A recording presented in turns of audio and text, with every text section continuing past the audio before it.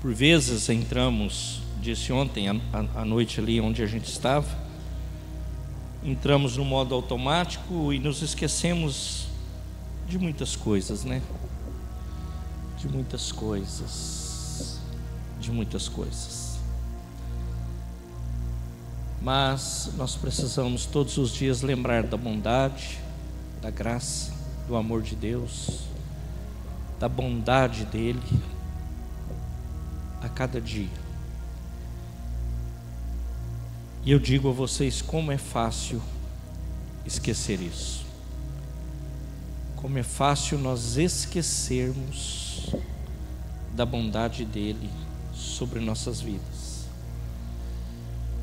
E por vezes nós esquecemos, e em esquecendo, obviamente, nós vamos deixar de glorificar e de exaltar esse Deus e de ter o que Paulo nos ensina, que é contentamento.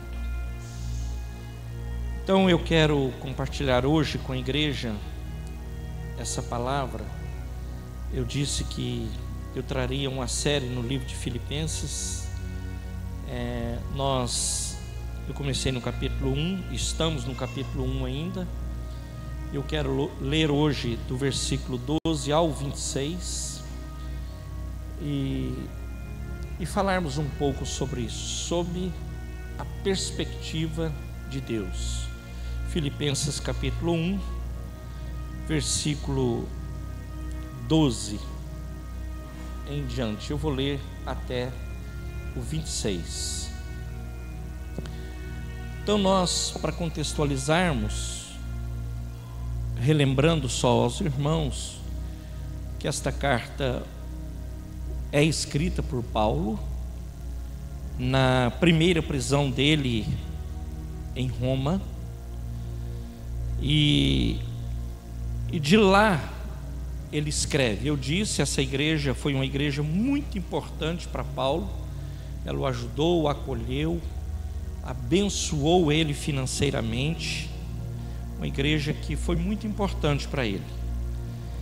Então ele entende isso e ele vai, então a forma dele explicar essa igreja, a gratidão que ele tem a Deus por aquilo que ele pôde executar, por aquilo que ele pôde fazer.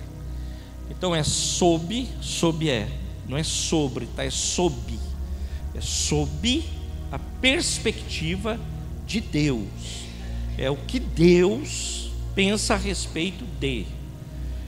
Então eu quero que você preste atenção naquilo que nós vamos ler, depois nós vamos conversar um pouco sobre isso aqui, em nome de Jesus. Eu vou ler aqui na nossa imagem mesmo. E quero, irmãos, que saibais que essas coisas que me aconteceram contribuíram para o maior proveito do Evangelho. Então nós sabemos que ele escreveu da prisão. De maneira que as minhas prisões em Cristo foram manifestadas por toda a guarda pretoriana e por todos os demais lugares. E muitos dos irmãos no Senhor, tomando ânimo com as minhas prisões, ousam falar a palavra de Deus confiadamente, sem temor.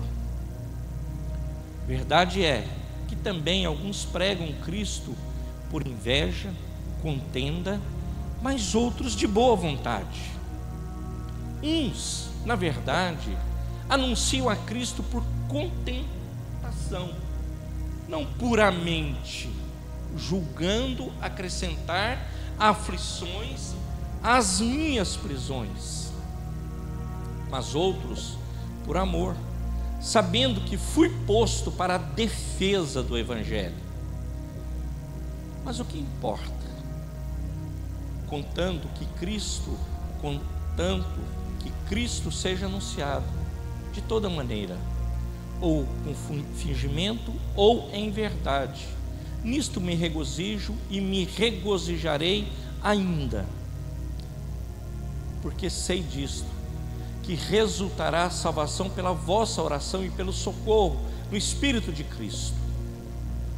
Segundo a minha intensa expectação e esperança de que em nada serei confundido, antes, com toda a confiança, Cristo será tanto agora como sempre engrandecido no meu corpo, seja pela vida, seja pela morte.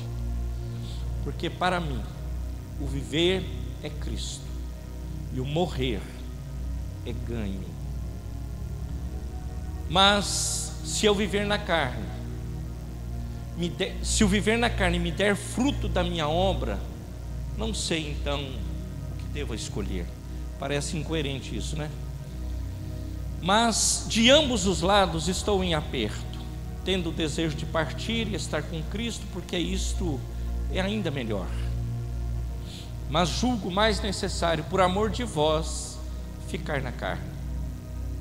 E tendo esta confiança, sei que ficarei e permanecerei com todos vós para o proveito vosso e gozo da fé. Proveito vosso e gozo da fé, para que a vossa glória cresça por mim em Cristo Jesus, pela minha nova ida a vós. Senhor, esta é a tua palavra, ela é a verdade absoluta. Mundo afora, essa palavra está sendo impedida de ser pregada, está proibida em escolas, repartições públicas, está proibida em muitos lugares. Mundo afora, inclusive na nossa nação, já vemos lampejos disso, mas nós temos o privilégio de poder contemplar a tua glória, temos o privilégio de poder ouvir a tua voz através da palavra, de aprender com as Escrituras Sagradas. Fala conosco, tira todo o comichão dos ouvidos, tira todo o impedimento de ouvirmos e aprender a tua palavra, nos encha com alegria. Saiamos daqui diferentes, mudados pelo poder desta palavra, em nome de Jesus. Amém e amém. Amém, igreja. O sofrimento de Paulo está aqui intitulado na minha Bíblia. O Paulo entende isso, que ele ajudou para que o evangelho ele fosse expandido, ajudou ele. Ele disse assim, mais ou menos assim: eu sofrendo, o evangelho está crescendo. Eu não marquei, mas eu acho que seja o 18, que ele fala que o evangelho ele pode ser pregado de qualquer jeito. Não é isso que ele está dizendo, irmãos. Ele não pode ser pregado de qualquer jeito. O que ele está dizendo é que é melhor que pregue, talvez sem uma profundidade, mas que pregue e não deixe de pregar. Pode pregar, mas se possível, pregue com profundidade e conheça o evangelho com profundidade para que você possa pregar.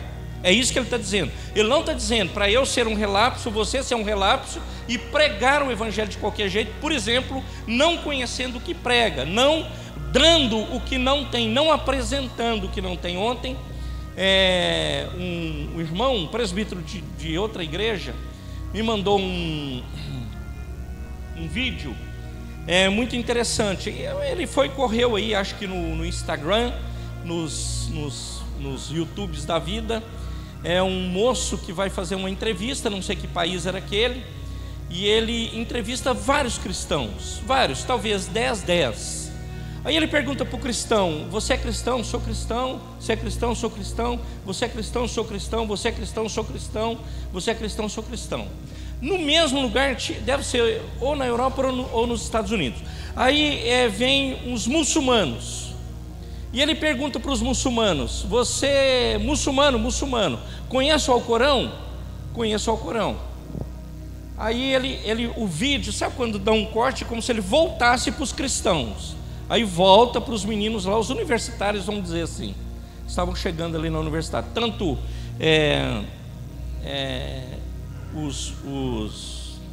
que eu disse? os muçulmanos quanto os cristãos. Aí ele pergunta para os cristãos, diz assim: fala um versículo da Bíblia, um versículo, umzinho só. Tudo moço de 20, 19 anos, universitários. Nenhum sabia nem um versículo. Ele pediu um versículo. Vieram os muçulmanos. É como se o vídeo tivesse quatro partes. Aí volta o muçulmano, ele fala a mesma coisa para o muçulmano. Cita um verso do Alcorão. O abençoado pega o negócio. É como se o cara recitasse um exemplo, um cristão recitando o Salmo 119 de cor. Aí pega o outro. Aí o presbítero escreveu assim para mim e falou: pastor, preocupante.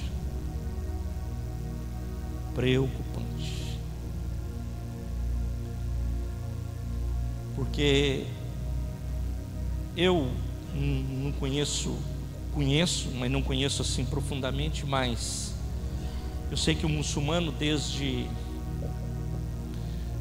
que ele dá os primeiros passos, ele já tem um contato com o Alcorão, e com 7 ou 6 anos ele já deve ter lido no mínimo uma vez, no mínimo, todo ele. E os cristãos, muitos, não precisa levantar a mão, passam a vida e não leem a Bíblia de capa a capa.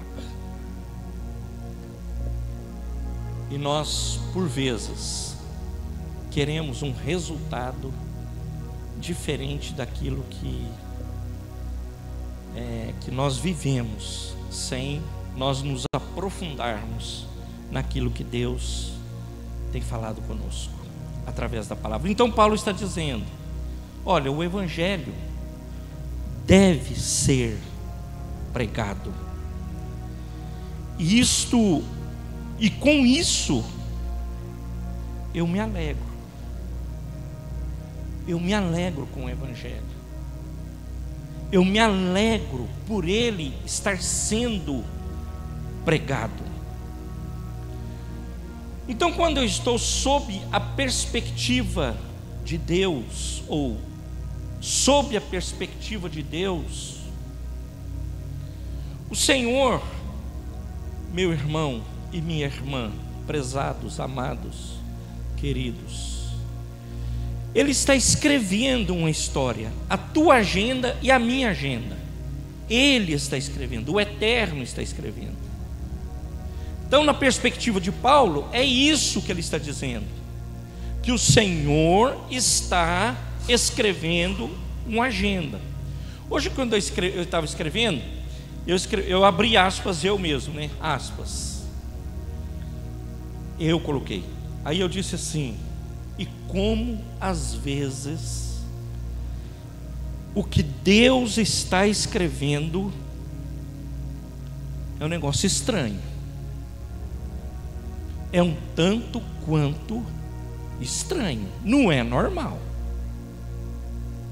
Parece que não há nexo para um cristão, parece que não há nexo para um crente ser escrito daquela forma, parece que não há como. E ele está falando isso, que é importante que o evangelho ele seja propagado, e é importante porque Deus ele está escrevendo essa agenda. Então Paulo, meus amados, como que Deus escreve a agenda de um cara? E você sabe disso, que Paulo passou por açoites, por prisões, perseguições, abandono, morre só lá em Roma, pedindo os pergaminhos, escrevendo para Timóteo, só. E ele olha tudo isso, meus amados, e fala assim: que legal que isso está acontecendo, porque isso está acontecendo e o evangelho está sendo pregado. Isso está acontecendo e o evangelho está sendo difundido. Então, meus amados, ele fala assim: tudo isso que aconteceu comigo foi por causa do Evangelho. O que aconteceu comigo não é outra coisa a não ser por causa do Evangelho.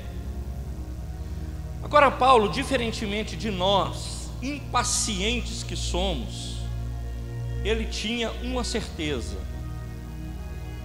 que Deus estava trabalhando, e ele pagaria o preço em obediência a Deus, em obediência ao Senhor, em obediência ao mandato de Deus, em obediência à direção de Deus, em obediência àquilo que Deus deu para ele como direção. Ele faria isso. Isso tudo está acontecendo por causa do Evangelho. Então, eu sigo em frente, não tem problema. Pode haver perseguição, pode haver prisão, pode haver açoite, pode haver abandono, pode haver tudo. Eu vou seguir o Evangelho, eu vou seguir o que Cristo tem feito comigo, tem falado comigo, e vou seguir em frente, entendendo o propósito, o chamado, a missão, e vou em frente. Aí a palavra fala que Paulo, ele é preso, está preso, e nós lemos que Paulo está dando um testemunho de dentro da prisão. Tem um programa numa dessas redes fechadas, chama As Piores Prisões do Mundo. Não sei quem já viu esse programa. A dona Eliette e o Pedro. Você já viu comigo, né? Quase que obrigatoriamente. Então chama As Piores Prisões do Mundo. Raramente eu vejo alguma coisa de televisão aberta. Raramente. Aí lá mostra as prisões mundo afora, em todos, desde da Rússia aos Estados Unidos, ao Brasil, os países aqui da América Central, América do Sul, tudo, mostra em todos os lugares. Obviamente não mostra dos primeiraços do mundo, porque ela nem prisão tem. Tem prisão, mas não tem nem por que mostrar, porque está mostrando as piores. Meus irmãos, de qualquer jeito, seja prisão, no calor ou no frio, ela é terrível. Então o nosso amigo que já esteve, irmão que já esteve, trabalhou na segurança pública, ele sabe disso. Eu já fui trabalhar lá nas prisões aqui, P2, P3, trabalhar, tá? Nunca entrei lá nada mais a não ser para isso. E é interessante que eles falam de uma coisa que, eu não sei se é quase que tudo, é o cheiro característico das pessoas e da prisão, nós não sabemos porquê, nem o moço da segurança pública, e lá dá um tipo de uma sarna, um piolho, que tem em todos os lugares, aquilo ataca a todos, é característico do lugar, e tem gente lutando para ir para esse lugar, né? Eu fico assim, rapaz, o cara é ruim na cabeça demais. Você anuncia o Evangelho e fala: que Evangelho que, moço, eu não quero esse negócio não, quer ir para a prisão. E aí, meus irmãos, o Paulo está nesse ambiente em Roma. Era uma prisão meio que semi-aberta, ele podia falar, recebia amigos, dizia, é como se hoje fosse esses prisioneiros, depende do lado que ele está. No Brasil, ele bem tranquilo mesmo, recebia, falava, ensinava, escrevia, estava legal, escrevia carta. Não é a prisão lá que ele vai morrer depois, é em outro momento. Então, meus amados, e ele vai fazer isso. Agora, nós devemos, meus irmãos, você e eu, tomar essa decisão de seguir ao Senhor, reconhecendo sim que eu erro, que eu falho, mas não permitindo, Augusto, essa é a palavra, que o ranço me prenda. O ranço, meus irmãos, às vezes de passado, de erro, de calamidades que vivemos, ele nos prende, nos impede de desenvolver o que Deus confiou a nós. Ranço do passado, ranço de coisas que já ficaram para trás. Quer ver? Coloca aí, por favor, Luiz, Ageu 1:5. Interessante esse texto. Ele vai falar assim para você e para mim: para onde, assim diz o Senhor dos Exércitos, considerai os vossos caminhos. Na versão NVI, que eu prefiro nesse caso, ele fala assim: olha para onde. Obrigado, isso é top. Olha para onde, assim diz o Senhor dos Exércitos, vejam aonde os seus caminhos os levaram. Você já pensou sobre isso? Onde seus caminhos te levou? Você pode contar essa história?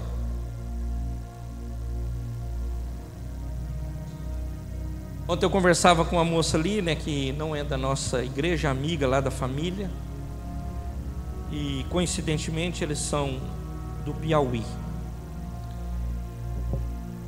Estou lembrando agora disso. Aí contamos as histórias lá, enfim, do que acontece, o que não acontece. Aí eu disse assim, né? Eu penso, né, comigo agora, estou pensando, se eu não tivesse à época despendido tempo, recurso, deixado a nossa companhia, fechado ela, teoricamente, e ido, como eu teria contado a história para a moça lá, a dona Helena? Como? Não teria como.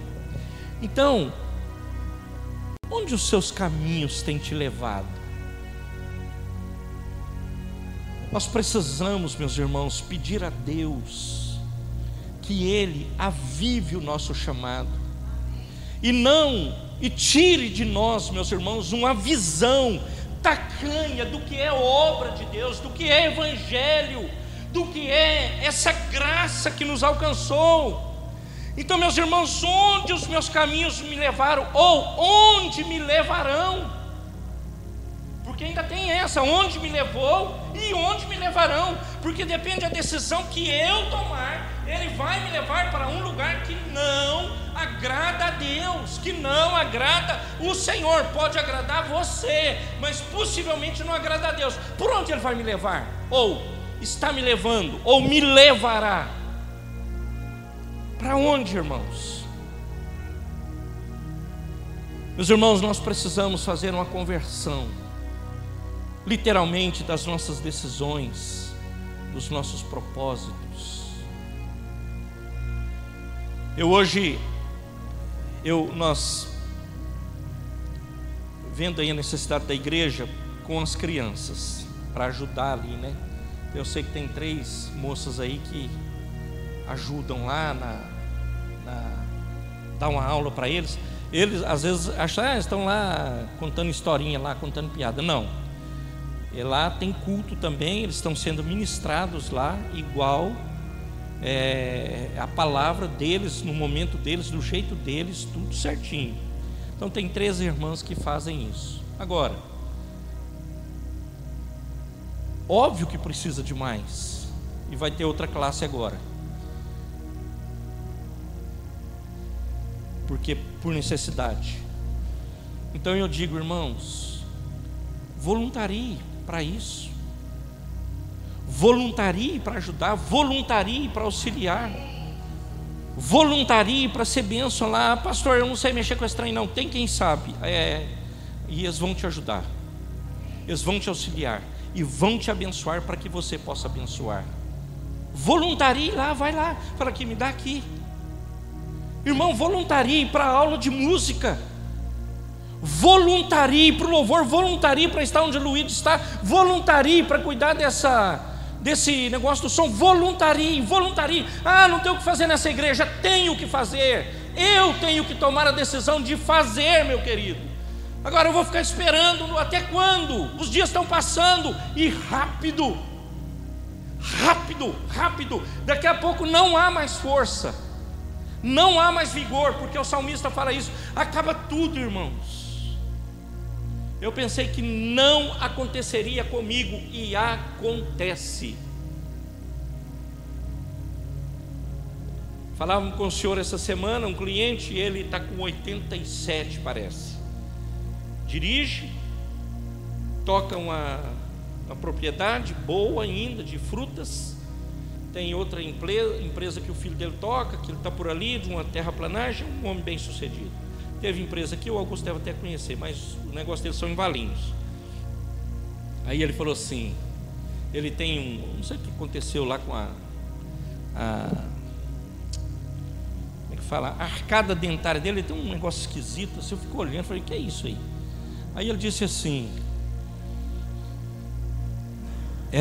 eu falei, cara, graças a Deus que o senhor está dirigindo, né? Tem um carro, dirige mal o carro de marcha, mas tem carro bom automático, mas esse de marcha ele sofre com aquilo.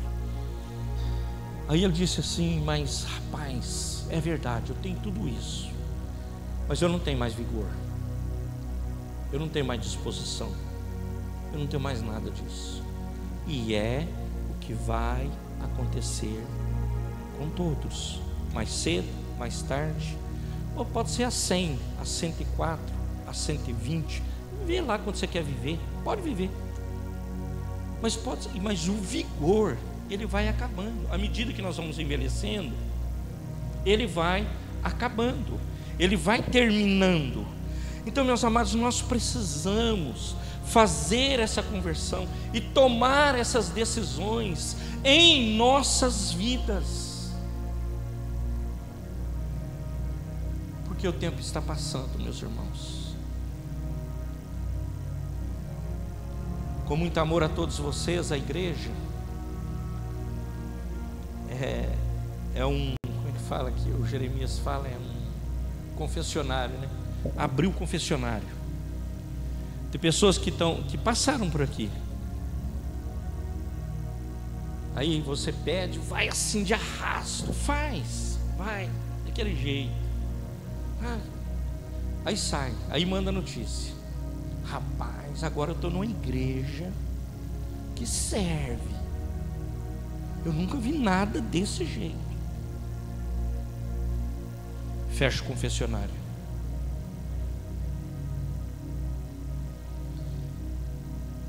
Então a prisão de Paulo, ela serviu para o avanço do Evangelho.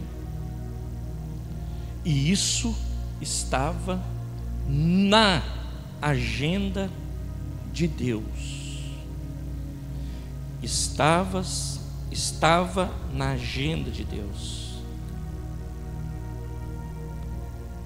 Sabe o que nós fazemos? Nós damos muita importância, ou vou usar uma palavra mais bonita, potencializamos as lutas que vivemos e ficamos garrados nela, garrado. Isso é a dificuldade, e não sei o que, e que eu não vejo, e está preso naquilo. Meus irmãos, Cristo precisa ser pregado, Jesus precisa ser ensinado, e a igreja, ela precisa avançar. Agora eu te pergunto, você acha que a igreja, ela vai avançar? A nossa igreja, a igreja local, ela vai avançar por conta da missão no sul da África, por conta da missão no Afeganistão, por conta da missão na China, por conta da missão dos ribeirinhos na Amazônia? Não, querido, querida. A igreja, ela vai crescer e multiplicar quando eu e você olharmos para isso. Paulo, por 2 anos, ele pegou, meus irmãos, os caras que eram da tropa da elite da polícia romana, que era da guarda pretoriana. Ele pegou esses caras e ele pregava para eles 4 horas por dia, durante 2 anos. E a palavra fala que converteu todos da guarda pretoriana. Todos os caras se converteram, se renderam a Cristo, foram para Cristo, adoraram a Cristo. Então, meus irmãos, era a tropa de elite da polícia, que eram os caras lá agarrados mesmo. Ele disse assim: rapaz, vocês vão ouvir o evangelho, eu estou aqui, tenho um propósito, eu cheguei até aqui, tenho um propósito, estou preso, tenho um propósito. E eu vou dizer uma coisa para vocês: se eu morrer, o morrer para mim é ganho. Eu não vou entregar fácil o negócio, não. Se eu morrer, top, é ganho para mim, aleluias. E eu estou dentro do negócio e vai continuar pregando o evangelho. E louvado seja o nome do Senhor por isso. Amém, igreja? Então, meus irmãos, Paulo estava preso, mas o evangelho não estava preso. Eu tenho limitações, mas o evangelho de Cristo não tem limitações. Irmãos, por vezes, pequenas coisas nos impedem de pregar o evangelho. Você quer um exemplo? Lembra aquela prima sua, primo seu, primo meu, prima minha, filho seu? Não, os meus não posso falar assim, né? Amigo, cunhado, patrão, empregado, que você foi falar de Jesus, levantou uma barreira, ele saiu de lado, não quis ouvir, não quis saber do que estava acontecendo, não quer saber por vezes. São, meus irmãos, pequenas pedras no nosso caminho que precisam ser tiradas, porque o importante é que o evangelho seja pregado.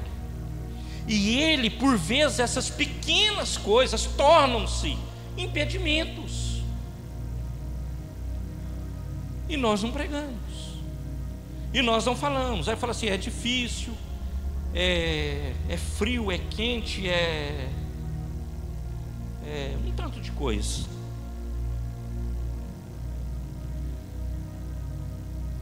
Meus irmãos, nós conhecemos a história do Jó.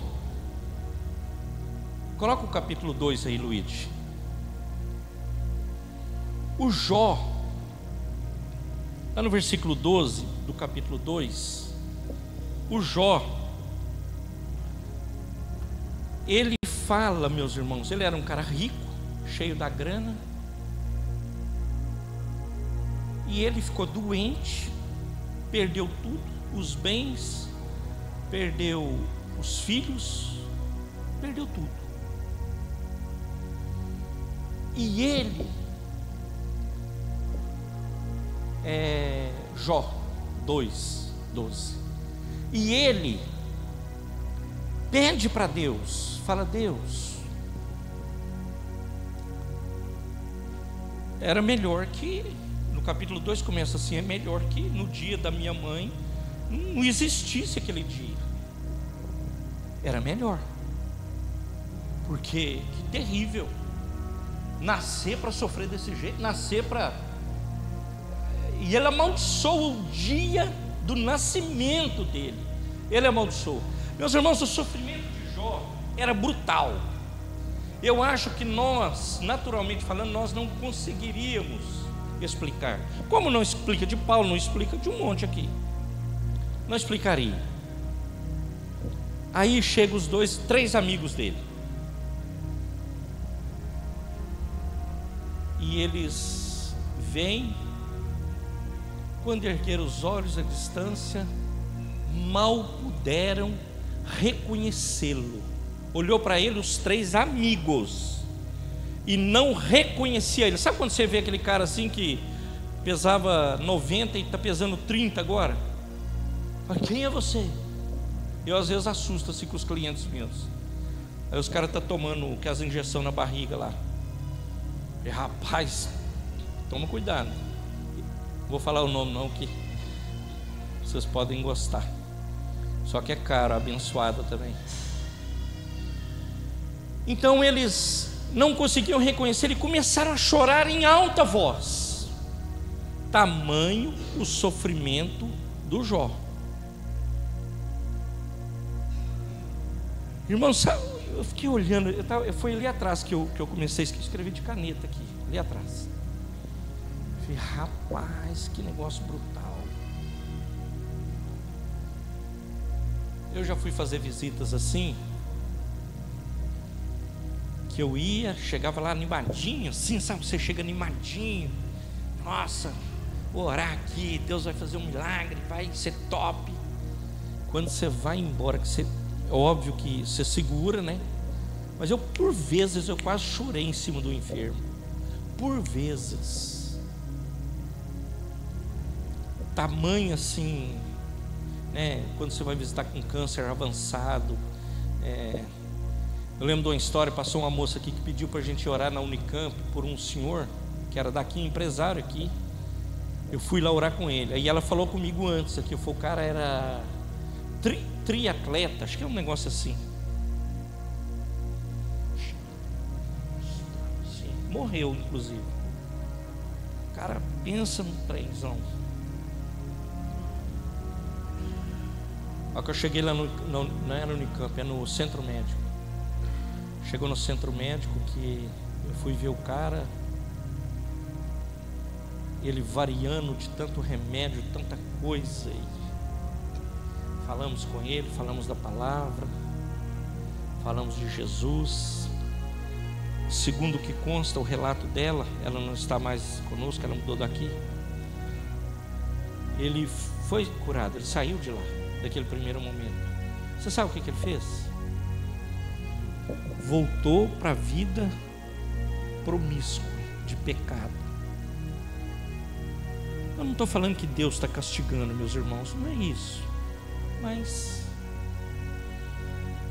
quem que falou ontem, né? Às vezes nós não nos ajudamos, né? E nós precisamos fazer também nossa parte. Qual que é a sua parte? A minha parte.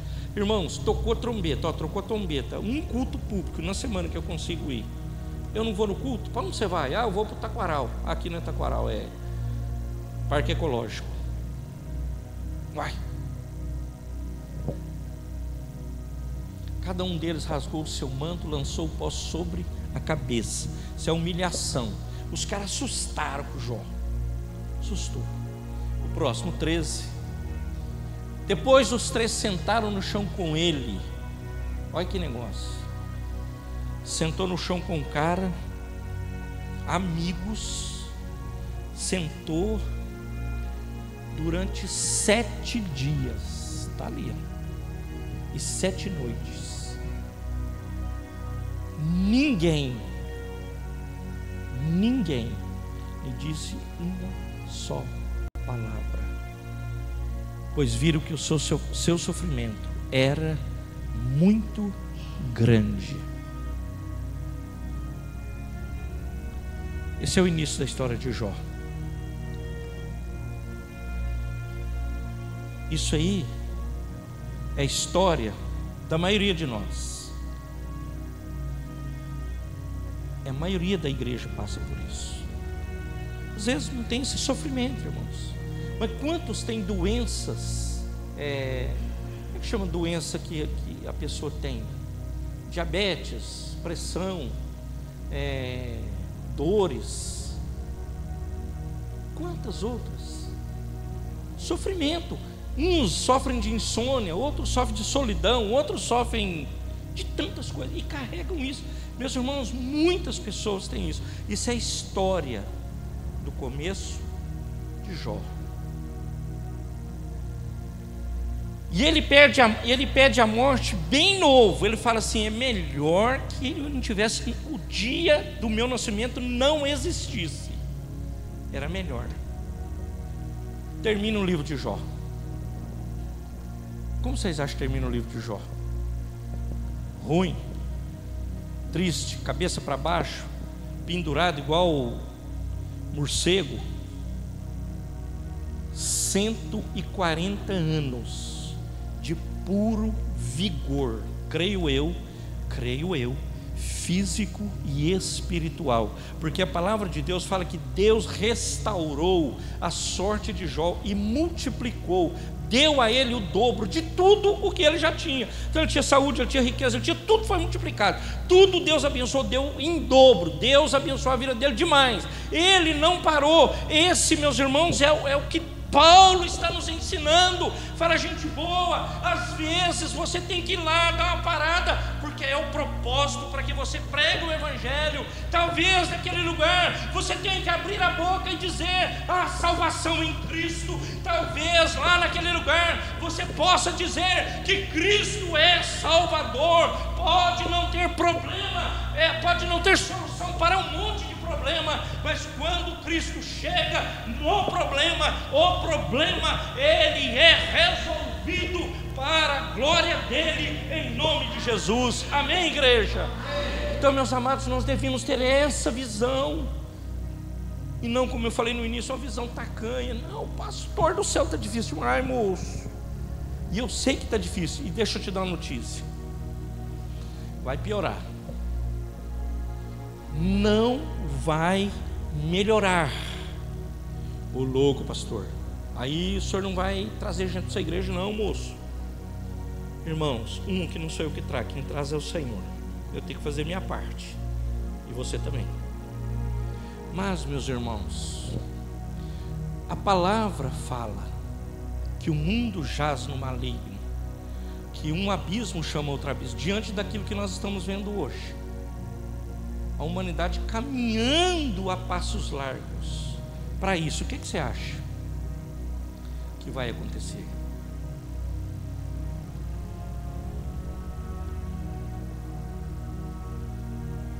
Agora eu vou ficar quietinho por causa disso? Não, então agora você fica quieto, brother. Agora você não fala mais nada. Tem um irmão aqui da igreja que está fazendo fisioterapia. Eu vou falar o nome dele. Não é estudando fisioterapia, ele está sendo espremido lá pelo fisioterapeuta. Aí ele disse que ele foi falar de oração para um idoso de 80, e lá vai pedrada. A pessoa da clínica ficou assim, ó, tipo assim, meio que amedrontando ele, a pessoa, o varão, para ele não falar de Deus para essa pessoa. Aonde é isso? Você acha que é no Afeganistão, no Paquistão, na China? Não.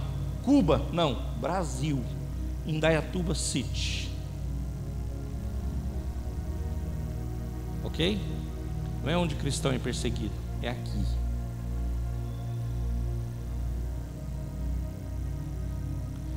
E aí, nós vamos nos acomodar, aceitar, ou vamos seguir em frente? É a pergunta que não se cala, mas que vai reverberar, e que reverbere, e que ela alcance as nossas vidas a cada manhã, em nome de Jesus. Amém, igreja? Amém. Meus amados, como é bom você abençoar pessoas. Eu vou terminar.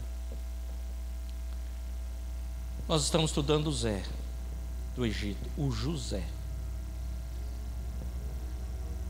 José é um cara exponencial. Você acha que você sabe tudo do Zé, né? Qual que é a principal história do Zé mesmo? A principal história dele que é contada é que ele foi vendido pelos irmãos, né? Essa, né?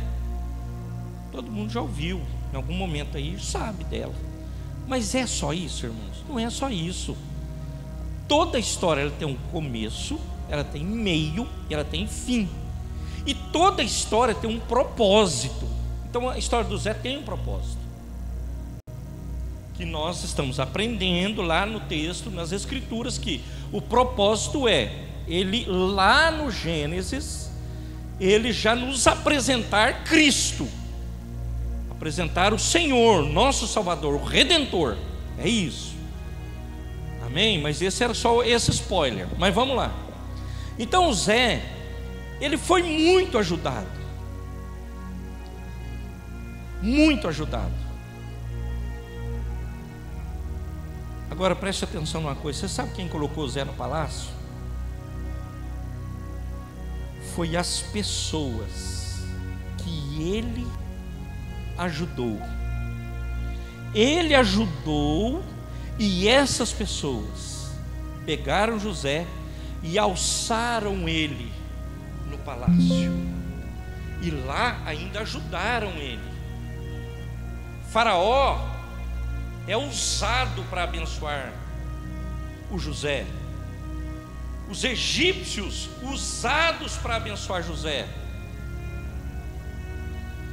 Por quê, meus irmãos? Porque José não teve, desculpe eu trazer isso cá para o Novo Testamento e para o texto, não estou querendo inventar coisa em que você tem um nó aí na sua cabeça, mas ele não deixou de ajudar, ele continuou ajudando, e essas pessoas alçaram ele. Então o padeiro falou assim: eu conheço um cara que interpreta sonho, e esse cara é bom. Quem é o cara? O fulano de tal, chama esse cara. O sonho é esse, top. Vem para cá, vem para cá. Vamos governar aqui, me ajuda aqui. E ele fica lá por 7 anos, trabalhando, cultura egípcia, tudo que é coiseira lá do Egito, ele no meio daquilo tudo não se contamina. Aprende a cultura, mas não se contamina. Isso é brutal. Hoje, meus irmãos, você vê falar, o cara vai para a faculdade, diz que de crente, vai para a faculdade, perde quase tudo. É um número assim brutal, que não volta mais para a igreja. O cara fica no o que fala lá, tem na faculdade? Balada, maconha, tudo que é maconha é pouco, coiseira, e fica lá, não volta mais. Olha o Zé, que exemplo. Eu gostei de um candidato essa semana fazendo uma sabatina. Vocês viram, não precisa levantar a mão. Lá em São Paulo, candidato a prefeito. Eu confesso para vocês que hoje eu votaria nele se ele fosse candidato a presidente. Aí o cara perguntou assim para ele, eu e Rosana demos risada. Falou assim: quem é seu líder maior? A moça do jornal perguntando nele. Falou assim: Jesus Cristo. Aí ele falou assim: mas isso aí é Jesus, isso aí não serve, não quer saber, é outro. O outro, Salomão, que ele falou? Salomão. A moça: não, esse aí também não serve não. Não, então aí ele falou lá, um brasileiro político lá, da antiga, de 500 anos atrás, Rui Barbosa, João Pedro viu. Aí ele falou assim: mas só que é o seguinte, eu não sigo o exemplo desse Rui Barbosa não, meu exemplo é o Zé. O Zé, que foi um cara bom de administrar, que conhece, ele é bom. E ele eu sigo o exemplo dele, e eu creio em Deus, e é Deus que vai cuidar, e é Deus que vai abençoar, e louvado seja Deus. Olha, irmãos, falar isso hoje no Brasil, mas já deu ruim para ele essa semana. A Polícia Federal, pau em cima, porque não pode falar, irmãos, o sistema não permite. Mas nós temos que falar. Paulo, ele estava também no sistema romano, mas ele não deixou de falar. Não pare de falar, querido. Não pare de falar, querida. Você que trabalha, quando chegar na sua empresa, ora. Você que está em casa, é dona de casa, ore na sua casa. Ore no seu emprego. Ore pelo seu casamento. Quantas vezes eu acordo, meus irmãos, e eu oro, acho que eu repito muito também, oro pela minha mulher, oro pelo meu filho, oro pela minha nora, oro pela minha filha. Aí volta de novo, aí não dormiu, ora de novo. Acho que Deus está querendo que ore. Eu já estou chegando na idade aí de acordar uma vez na noite, no mínimo. Aí às vezes demora um pouquinho para dormir e tal. Aí ora, e ora, e ora. Os jovens nem sabem o que eu estou falando nesse negócio de levantar. Eles não conhecem isso, né? Mas para ir no banheiro de madrugada, eles não sabem o que é isso. Mas não é porque vocês dormem muito, porque não tem necessidade. Eu também já fui jovem, eu sei como é que é. E eu achava que isso não ia acontecer, mas acontece também. E o médico disse que ia acontecer. Amém, queridos? Amém, queridos? Fique de pé, em nome de Jesus. Hoje a Sidneia está em nosso meio, depois de uma cirurgia, né, Sidneia?